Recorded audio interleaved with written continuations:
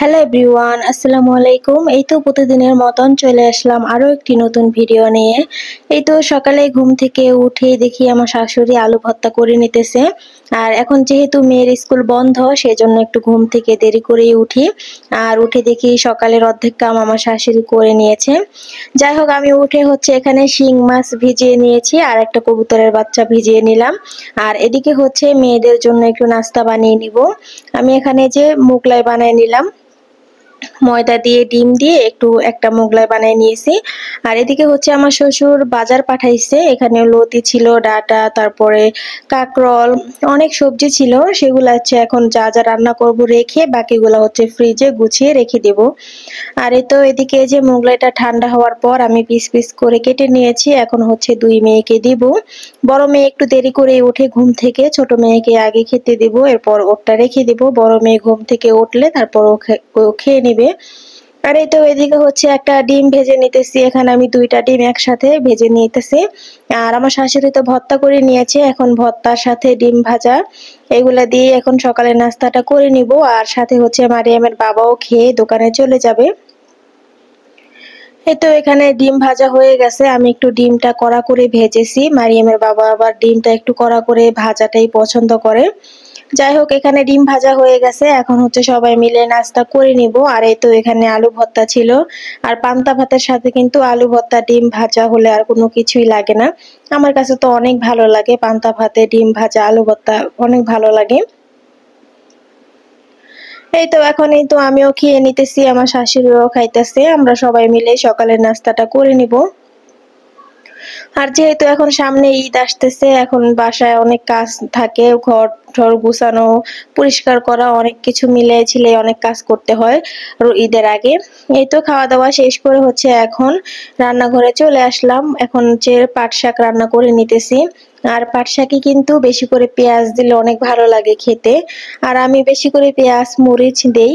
আর এই তো এখানে আমি প্রথমে ভাপ দিয়ে নিয়ে তারপর হচ্ছে এখন এই যে বাঘার দিয়ে নিয়েছি রসুন দিয়ে। আর এই শাক রান্নাটা হয়ে গেছে, আর খুব মজার ছিল এই পাট শাক রান্নাটা, আমার কাছেও অনেক ভালো লাগে খেতে। আর এরপর হচ্ছে আমার মেয়ের জন্য আমি হচ্ছে এই যে কবুতরের মাংস রান্না করে নিতেছি। এখানে আমি অল্প মশলা দিয়ে তারপর ভালো করে কষাই নিছি, এখন মাংসগুলা দিয়ে দিলাম। এখন এগুলো একটু ভালো করে কষাই নিব। বেশ কয়েকদিন হলো কবুতরের মাংস খাইছে, এখন খেতে চায় না তেমন একটা, এক জিনিস কয়বার খেতে আর ভালো লাগে। এজন্য ভাবছি যে আর রান্না করবো না ওর জন্য, আর ওর দাদাকেও বলবো আর যেন কিনে না আনে কবুতরের বাচ্চা। এখন মেয়েও খেতে খেতে পুরোই হয়ে গেছে, অভুক্তি হয়ে গেছে, ও খেতে চায় না। যাই হোক, এখানে সুন্দর করে তো রান্না করে নিয়েছি। আর এখানে হচ্ছে শিং মাছ ভালো করে ধুয়ে পরিষ্কার করে নেব। আর এদিকে হচ্ছে যে আলু কেটে রেখেছি, আজকে আলু দিয়ে শিং মাছ রান্না করব। আর এখানে এই যে আমি মশলাটা ভালো করে কষাইয়ে তারপর শিং মাছগুলা দিয়ে দিলাম। এখন শিং মাছটাও একটু ভালো করে কষাই নিব। আর কষানো হয়ে গেলে মাছটা উঠায় রেখে তারপর আলু দিব, আলুটাও একটু কষায় তারপর পরিমাণ মতন পানি দিয়ে দিব। আর রান্নাটা আমি এভাবেই করি, শিং মাছ দিয়ে আলু দিয়ে কে কিভাবে রান্না করে জানি না, তবে আমি আমার মতন করেই রান্না করি। আর এই তো এখানে আমি শিং মাছ উঠাই আলু দিয়েছিলাম, আলুটা কষানোর পর পরিমাণ মতন পানি দিয়েছি। এখন পানিটা একটু শুকিয়ে আসলে মাছগুলা দিয়ে দিব। আর শিং মাছ খেতে কিন্তু আমার কাছে অনেক ভালো লাগে, আর আমার ছোট মেয়েও শিং মাছ পছন্দ করে। শিং মাছে তো তেমন একটা কাঁটা থাকে না, শুধু মাঝখানের কাঁটাটাই থাকে। আমার বড় মেয়ে আবার মাছ খেতে চায় না, তবে ছোট মেয়ে মাশাআল্লাহ মাছ খেতে পছন্দ করে। মাছ হলে ওর আর কোনো কিছু লাগে না। আর বড় মেয়ে হচ্ছে ওর ডাল পছন্দ করে, মানে ডাল ছাড়া কোনো কোনো বেলাতেও ভাত খেতে চায় না, দুপুরেও খেতে চায় না, রাত্রেও খেতে চায় না। ডাল হলে ওর আর কিছু লাগে না, এজন্য ওর জন্য প্রতিদিনই ডাল রান্না করতে হয়। যাই হোক, এদিকে তো এই যে রান্না বান্না শেষ করা হয়ে গেছে প্রায়। আর এখানে যে বৃষ্টি পড়া শুরু হয়ে গেছে দুপুর বেলা।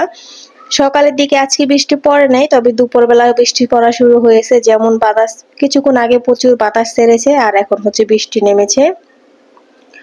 যাই হোক, বৃষ্টি দেখতে তো অনেক ভালো লাগে, আমি তো এই যে বৃষ্টি একটু ভিডিও করে নিতেছি। আর আমার মেয়েরা তো বৃষ্টি দেখলে পুরো পাগল হয়ে যায়। আর এই তো এদিকে হচ্ছে আমি বিছানার চাদর টাদর উঠাই নিছি, একটু পরিষ্কার করে ধুয়ে নিব। আর এদিকে হচ্ছে যে গাছটা পরিষ্কার করে নিয়েছি, পাতাগুলো একটু ময়লা পড়েছিল আর গাছে হচ্ছে পানি দিয়েছি। আমার কাছে এই কাজটা অনেক ভালো লাগে। আর এই তো মারিয়ামের বাবাও চলে এসেছে দুপুরে ভাত খাওয়ার জন্য। আর এই তো আমি এখানে একটু রোদ উঠেছে, বৃষ্টি তো পড়েছিল, এরপর হচ্ছে আবার রোদ উঠে গেছে। আমি আবার তোশকটা একটু রোদ মিহি করে দিয়েছি যাতে একটু রোদ লাগে তোশকের মধ্যে। যাই হোক, দুপুরে তো খাওয়া দাওয়া শেষ করলাম, বিকেলে ঘুমাইছিলাম। আর এরপর সন্ধ্যার দিকে উঠে আমার মেয়েদেরকে আর আমার ননদ মানে সবাই মিলেই খাবো পোলাও আর হচ্ছে ডিম ভুনা করে নিতেছি রাত্রের জন্য। আর দুপুরে ভাত তরকারি তো সবই ছিল, তারপরও পোলাও আর হচ্ছে ডিম ভুনা করে নেব। যখন যার যেটা মন চায় তখন সে সেটাই খেয়ে নেবে। আর আমার শাশুড়ি তো পোলাও ডিম পছন্দ করে না তেমন একটা, ভাত খাবে, আমার শ্বশুরও ভাত খাবে। আমাদের জন্যই একটু পোলাও আর হচ্ছে ডিম ভুনা করে নিতেছি। আমি তো এখানে যে পোলাওটা বসাই দিছি আর ডিমগুলা সিদ্ধ করে নিয়েছি আগে। আর এখানে এই যে পোলাওর মধ্যে গরম পানি দেই নাই, ঠান্ডা পানি দিয়েছি। তবে আমি পোলাও রান্না করলে মাশাআল্লাহ খুব সুন্দর হয় আর খুব ঝরঝরা হয়। আর এদিকে এই যে ডিমগুলা সিদ্ধ করে নিয়েছি, এখন হচ্ছে একটু হালকা ভেজে তারপর ভুনা করে নিব। আর ডিম ভুনার মধ্যে বেশি মশলা দেব না, অল্প মশলা দিয়ে ডিম ভুনা করে নিব। আর এদিকে হচ্ছে আমার ননদ চাপটি বানাইছিল, আমার আবার একটু খিদা লাগছে মানে রান্না করতে করতে, আমি আবার একটু খেয়ে নিলাম। ও হচ্ছে ময়দা দিয়ে পেঁয়াজ কাঁচামরিচ দিয়ে তারপরে চাপটিটা বানাইছে, সাথে একটা ডিম ভেজে নিছে। সেটা দিয়ে এখন একটু নাস্তা করে নিতেছি সন্ধ্যাবেলা। এই তো খাওয়া দাওয়া শেষ করে এখন এই যে পোলাওটা বসাই দিছিলাম, এখন দেখি কি অবস্থা পোলাওটার। মাশাআল্লাহ খুব সুন্দর লাগতেছে দেখতে, দেখতেই পারছেন যে একদম পুরোপুরি ঝরঝরাও হয়েছে, একটার সাথে আরেকটা কিন্তু লেগে যায় নাই, খুব সুন্দর হয়েছে। আমি আবার একটু উপর দিয়ে ঘি দিয়ে দিলাম যাতে স্মেলটা ভালো আসে, খেতে ভালো লাগে।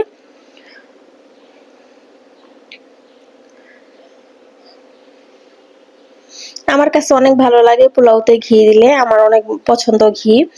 আর এই ঘিটা কেন জানি না অনেক ভালো করেছে, মানে এত সুন্দর একটা স্মেল আসে, অনেক সুন্দর, অনেক ভালো লাগে। আর এই তো এই যে আমি এখন এক পিঠ মানে ভালোভাবে নাড়াচাড়া দিয়ে তারপর আবার ঢেকে রাখবো। অনেক সুন্দর হয়েছে মাশাআল্লাহ, পোলাওটা একদম পুরো ঝরঝরা হয়েছে, একটার সাথে আরেকটা কিন্তু লেগে যায় নাই। আর আমি আমার আন্দাজ মতনে আমি পানি দিয়েছি। এই তো আমি এখন এখানে একটা ঢাকা দিয়ে তারপর রেখে দেবো কিছুক্ষণের জন্য। প্রায় হয়ে গেছে, চাল ফুটে গেছে, তারপর আমি আরেকটু রেখে দেবো।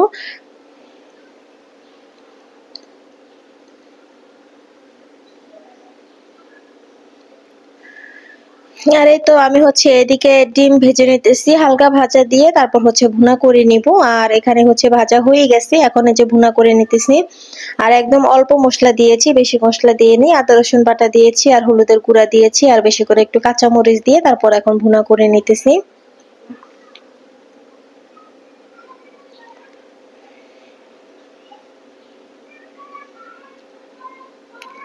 আর এই তো এখন এখানে মশলাটা ভালো করে কষায় নিয়ে তারপর পরিমাণ মতন পানি দিয়ে দিলাম, অল্প পানি দিয়েছি, পানিটা শুকায় আসলে নামায় নিব।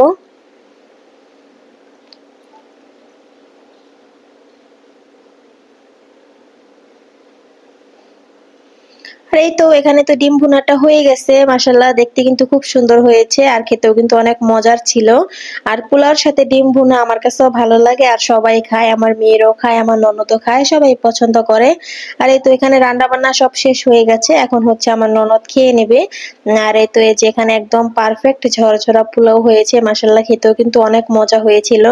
আর আমার মেয়েরা তো সন্ধ্যাবেলা ও তাদের সাথে দোকানে চলে গেছে, আর আমি হচ্ছে এই ফাঁকে রান্না বান্না করে কমপ্লিট করে নিয়েছি, আর একটু পরে ওরা চলে আসবে। আর এই তো এখানে হচ্ছে আমার ননদ পোলাও নিয়েছে, এখন হচ্ছে ডিম নিয়ে তারপর ও খাবে।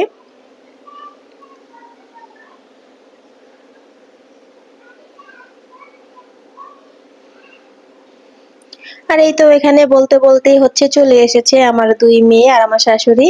আর এই তো এখানে এই যে আমার মেয়েরা চলে এসেছে, এখন দুই মেয়েকে খাইয়ে দিব।